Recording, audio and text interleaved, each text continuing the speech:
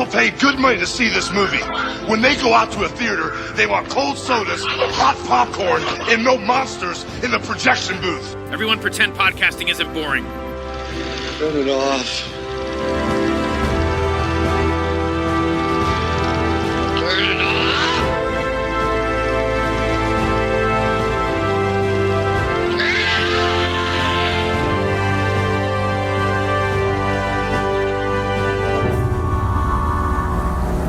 Lover, I miss you so much.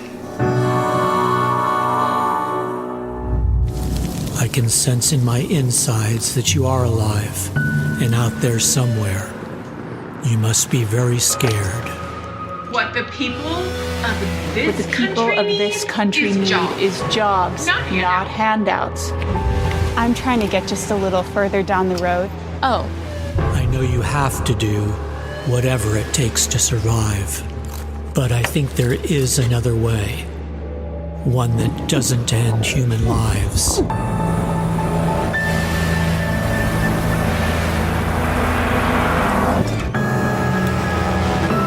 Are you okay? Yeah.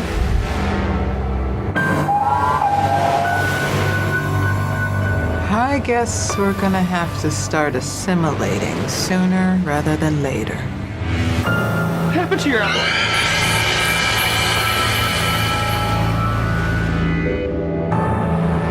Together, we escaped our dying planet.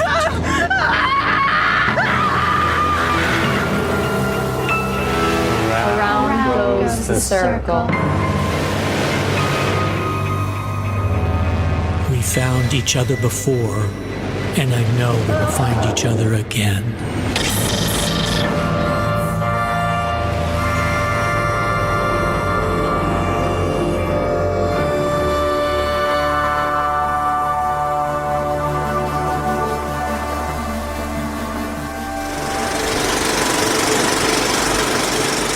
Hey folks, welcome to a special episode of The Projection Booth. I'm your host, Mike White. On this episode, I'm talking with Zach Clark, and we're talking all about his latest film, The Becomers. Thank you so much for listening, and I hope you enjoy this interview. We've talked before at different festivals and things, because I've seen, almost all of your features, I think, so far. You've seen Modern Love? Yeah, I even hung out with your star at a film festival here in Benton Harbor or something in Michigan, or Waterfront Film Festival. So yeah, that was nice talking about the behind the scenes of Modern Love is Automatic. Yeah, then you've seen them all. So tell me about The Becomers. How did this one come about for you? So Joe Swanberg and Eddie Linker, who were executive producers on Little Sister, my last movie, reached out to me in February 2021. And so that they were trying to put together a slate of micro-budget genre movies to be shot in Chicago, and asked if I had any ideas. And this is the idea that I came up with. So the script was written in about 3 or 4 weeks, and we shot the movie pretty much right after that. It was roughly like a 3-month turnaround from when I started typing the screenplay to when we had wrapped principal photography. Where did the idea for this come from? It was February 2021. We were 11 months into the pandemic, not even a year. And January 6th had just happened, and Cuomo had just resigned. I live in New York, and it felt like making a movie about COVID was the right thing to do. It's what literally everyone had been going through. So the movie itself is actually a pretty sincere attempt to capture what COVID felt like for me. So many movies that were produced at this time were like small, we're going to keep 2 people in a room, keep them in their bubble type of thing. I liked that this is expansive. I like that you explore places and have a lot of different characters in here. My sort of clever idea at the time was like, oh, it's still a movie basically about 2 characters. Those 2 characters are just played by 5 or 6 different people. And it's not one location, but each character is isolated. Each sort of version of the alien is isolated to one location. The first alien is in that hotel, and then the second alien is in the house, and the third alien is in the sort of mansion. So that was how my brain initially conceived of it. There aren't that many scenes that have more than two people in them in the movie. There's that sort of big set piece with a lot of people in it in the middle. And then towards the end, there are a few peripheral characters that are hanging around. But on a day-to-day basis, we still were a small contained group shooting scenes with not a lot of people in them. And we had a crew of maybe 10 to 15 people on any given day. And we were all non-union, obviously, because we could not have afforded on this budget level to do any of the actual union SAG protocols. But we masked up as often as possible, and everyone reported on their first day with a negative COVID test. Yeah, because this was right around the time that the vaccine was finally being released, too. Yeah, I think I got my first shot. I'm trying to remember if I was even vaccinated when I made this movie. I was absolutely vaccinated. But I do remember like the most stressful part of leading up to making this movie was getting on a plane to Chicago. Because I was only in Chicago for less than a week before we started shooting. When it was, if I get COVID on this plane, then that's that. There goes half our days. Tell me a little bit about your crew. Who were some of your key players on this? Daryl Pittman, who shot all of my features, shot this one as well. And Alex Sablow and Kevin Marshall, who have also worked with me and have worked with Daryl a ton, also came out to work on this. We were supposed to really only bring in, this was supposed to be almost all Chicago crew, almost all Chicago cast was sort of part of the package I was sold by Joe and Eddie. But I was allowed to bring in Daryl, and then Daryl was we talked them into bringing a few other people on to work with Daryl. Everyone else was Chicago based. Our production designer, Glam Hag, made this incredible movie called Holy Trinity that they wrote, directed, and starred in. That is just like really visually eye-popping, and they just really got what I was going for. And then on the post end of things, Fritz Myers, who has also written all the music for all my movies, did the score for this one as well. And he also designed what the alien voices sound like in the movie as well. Were you able to cast them remotely? Were you Zooming with them? Yeah, the cast is all Chicago-based, and Molly Plunk, who plays Carol, who the alien inhabits for the longest time in the movie, is in Little Sister. And that part was the only part in the entire script that I wrote with anyone in mind. Other folks like Mike Lopez and Frank Ross came through friend recommendations in Chicago. And then my friend Stephen Cohn, who is also a very talented filmmaker in his own right, teaches acting in Chicago, and he sent me a bunch of his students. So Isabel, who plays the first alien, and Rushir, who is one of the sort of last incarnations of the alien, both came from Stephen. But I would say half of this movie was cast on backstage.com. Just put out a casting notice. And yeah, it was all Zoom auditions and tapes sent in. And yeah, a lot of people I met in person for the first time when they showed up on set. Do you think that's the way that it's going to be going forward? I know tape auditions were the thing for a little while. Do you think Zoom is going to take that over? I mean, tape auditions were certainly a thing when we were making Little Sister, and that was in like 2015. So getting a sort of first round of submissions on tape, it's been a while since I have sat in a room with other human beings doing auditions. I will say that in like anything, you can totally have a conversation with somebody over Zoom, but it's different when you're in the room with them. We did pretty well. We only had to reshoot one scene in the movie because the actor we cast off of backstage.com was not up to snuff. But yeah, I don't know. Certainly, I think in even the way we're recording this right now, I think a lot of the stuff is going remote. But yeah, I do think a little something has been lost in the audition process and not being able to be in the room with somebody because someone's presence and physicality does matter. And it is much easier to suss that out. And also just suss out a general sort of like how well I get along with this person vibe. What were they like when they arrived? What were they like when they were waiting to come into the, like that stuff all informs what it's like to work with someone in that capacity. But much like other things post-COVID, I don't necessarily see that coming back super soon. How many pairs of sunglasses do you think you went through for this production? This movie had no money. I believe the pair of sunglasses on every single person in the movie is the pair of sunglasses. That's pretty impressive that they didn't break or get lost. Yeah.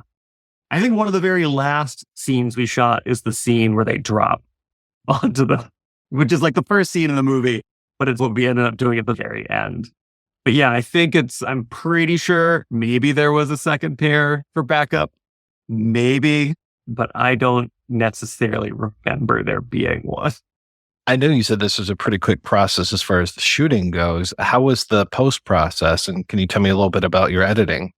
The post process was very long. This is opposite of how production went on my last movie. Usually you go through this sort of lengthy process of writing a script and showing it to people and sitting with it, working on it, developed. Then you find the money, and the people who give you the money, they have thoughts and stuff about it, and you get to live in it. And by the time you get around to it, you really feel like you can hold it all in your head.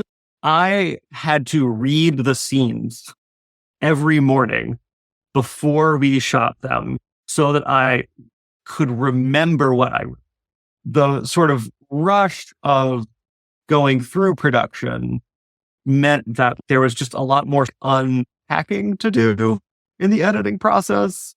In some ways, genre is straightforward from an editing standpoint because you can't really, I can't take a scene from later in this movie and move it to earlier. It just doesn't. You can't rearrange stuff as freely. And so you're sort of locked into the timeline, into the narrative progression that you set out for yourself at the beginning of it. And so it all just becomes about tone and making sure every moment is as potent as it can be. And I will say that we shot, and then for about a year, I was working on a cut of this movie. And it was very difficult because we had shot so quickly the first time that we had screwed a bunch of things up. So at the end of that year process, I sort of got to a place where I was like, we need to do some pickups reshoots. So we came back about a year later. The original shoot was 14 days, and we came back about a year later and shot for 6 more days. And those 6 days were almost all reshoots of scenes we had already shot. We reshot about a third of the movie in those 6 days. That sounds really difficult, especially just to regroup with that cast or any of the people that were involved. That sounds like it might have been a little nightmarish. The logistics actually weren't that bad because everybody still lived in Chicago. It was the summer. So I think as soon as we knew that we needed to do it, we checked in with everybody and said, what's the Venn diagram of everyone's availability? Okay, it looks like this week works. Let's do it this week. And then it was also nice because, again, we shot an entire 90-minute movie in 14 days the first time through. So having 6 days to reshoot basically 20, 30 minutes of stuff felt like luxurious by comparison. We got to live in stuff a little bit more and things weren't as rushed, and we got to take the time that we maybe didn't have for stuff the first time through. It made the movie a movie, basically.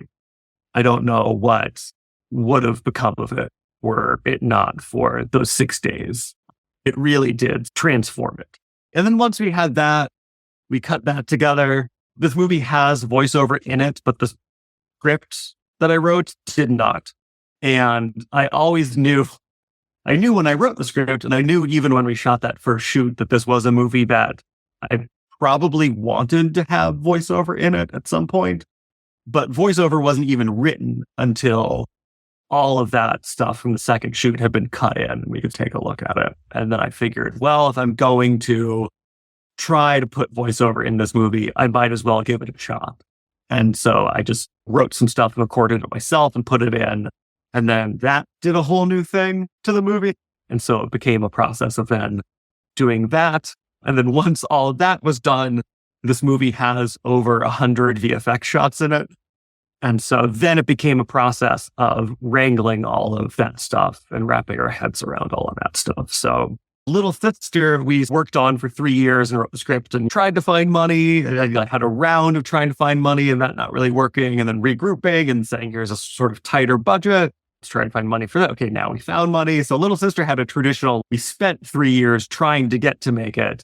And then that post process was almost instantaneous. We shot in like October, November of 2015 and premiered in March of 2016. And this was the opposite. It was like the writing and making and financing process was 3 months.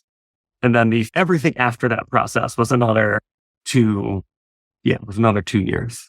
Wow. Had you ever done a film with this many special effects? No. I mean, Little Sister, they all have some sort of version of special effects in them. And all the other effects in the other movies are all practical. They're all in camera. The biggest one is Keith Poulsen in Little Sister is in burn victim makeup for the entire movie. And the artists who did that, Brian Spears and Pete Girder, also designed the adult alien looks for this movie. But that was the most involved thing on the previous thing. But that Keith looked like that the entire time. And so he was staying with our special effects makeup artist in the same Airbnb, and he would literally just arrive on set looking like that. And then because they would just do it all in their Airbnb, and then they would take it all off back at the Airbnb. For the couple weeks that Keith was there, that's just what he looked like to everybody, because that's how he showed up in the morning, and that's how he left in the evening. On the weekend, you'd see him and you'd be like, oh, that's regular Keith. But so the practical effects in this were done while we were doing other things. And we would have to shoot some stuff with an actor, release them to get their makeup put on while we shot stuff with a different actor, and then release that. It was real frantic. Send this person over, bring this person out in a way that, like, in the end product means that we do have a kind of a lot of effects in this movie. But it was the result of some hectic sort of planning and scheduling during the shoots to get it all to be ready for camera on time. And then I'd never done anything with post VFX on my own work before. I've done other stuff. I've worked as an editor on stuff that post VFX, never on my own. Sounds like just a ton of coordination. For the VFX stuff, we really just didn't even plan for any of it. We knew we were going to do all the work, but we didn't bring the VFX person on until after we had already shot. And so there wasn't anything done on set to make their job any easier, unfortunately. But Josh Johnson, who did all those VFX, did an amazing job. It was a real trooper to come on board this thing and loan his talent to us. Do you have any sort of process when it comes to testing out your different cuts with people? Do you have a test audience that you send stuff to, or is it just all you? No, so I'm my own editor. So if it was just me, I would go insane. I already go insane a little bit editing my own movie. And so the way I get through it is I constantly show it to people. I think we did one actual test screening in a room with a bunch of people, but I was regularly sending cuts off to people to get opinions during the process, just because you need to hear what works and what doesn't. And then the other thing too is you get so close to it when you write and direct and live through the process, but edit, that sometimes you need people to be like, no, that's good. Oh yeah. I'm sure you can be your own worst critic. Yeah. Yeah. I actually think that's a skill you have to have if you're going to edit your own stuff. I think if you think everything you do is great, you probably shouldn't edit your own stuff. When did the film have its premiere? It premiered last year at the Fantasia Film Festival. And what was the audience reaction for it? They seem to do it. I always say that the world premiere of a movie is when I celebrate watching it for the last time. So I'm just always so on edge just to make sure the DCP doesn't have any dropouts in it. That's all I can think about. But yeah, people seem to do it. This is all my work is this to a certain degree, but I think this movie is definitely more in the camp of it's for the people that it's for and not for the people that it's not for. But Fantasia has a very expansive view of genre, and they have very adventurous, inviting, curious audiences. So the response there was positive. Yeah, it was good. Yeah, I was very surprised when I read, a science fiction film from Zach Clark. I love that you go in all these different directions with your films. Yeah, when we were getting ready to make this, I have also always said that this is a science fiction movie in the way that White Reindeer is a Christmas movie, which is that it's all the stuff is there. If you made a list of things that you would expect to see in a science fiction movie, pretty much we check all those boxes on that list. They're just all deployed for different reasons, and what the movie is interested in and the sort of cumulative effect in it is maybe different than a traditional science fiction movie, but my ex and I, during COVID, watched all of Star Trek, original series, and all of Star Trek Next Generation. And that really was like the biggest influence on this movie. And why those two alien characters are sort of like, it's about these two people who are stuck together against the chaos of the world. And what do they have to keep them together? This sort of weird science fiction language. So what are you working on these days? Oh, I'm trying to write. I'm like an editor by trade. I've been editing stuff. I cut Calvin Lee Reeder's new movie, The A-Frame, that premiered at Tribeca this year. And I recently finished working on my friend Caroline Gollum's movie, which is called Revelations of Divine Love, which is a micro-budget movie set in the Middle Ages, shot in a warehouse. Looks incredible. And yeah, been editing some stuff. I'm working on a documentary, which is something I've never done before. That's been fun. I'm working on a small sort of narrative project right now. And just writing, trying to finish a couple scripts that are genre adjacent in a similar way. So if anyone sees this movie and thinks that guy should make one more movie like this, I'll have a project or two ready in that vein. Yeah, how many projects are you trying to get off the ground at the same time? Up until Little Sister, I had a 1-to-1 finished screenplay to completed movie ratio. But since Little Sister, I tried to make some larger budgeted movies, and none of them quite stuck. So I have those scripts sitting around from those bigger features. And then now I'm trying to this is what I've learned in the time since, to try to diversify and have a few different projects at a few different budget levels. But it's also difficult to hold different storylines in your brain at the same time. So I'm doing my best to try to have a few different things ready to go. Is there a place for people to keep up with you and your work online? I am recently on Letterboxd, which is the only real social media that I have. I'm Zach_Clark there. That's about what I'm getting. Zach, thank you so much for your time. Yeah, thanks, It is always great talking with you. Always great to see new work from you. So thank you so much. Yeah, of course. Have a great day.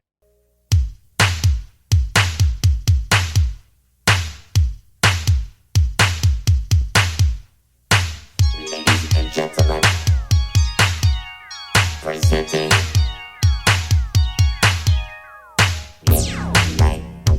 Midnight Star. We're gonna show the scientists who we are.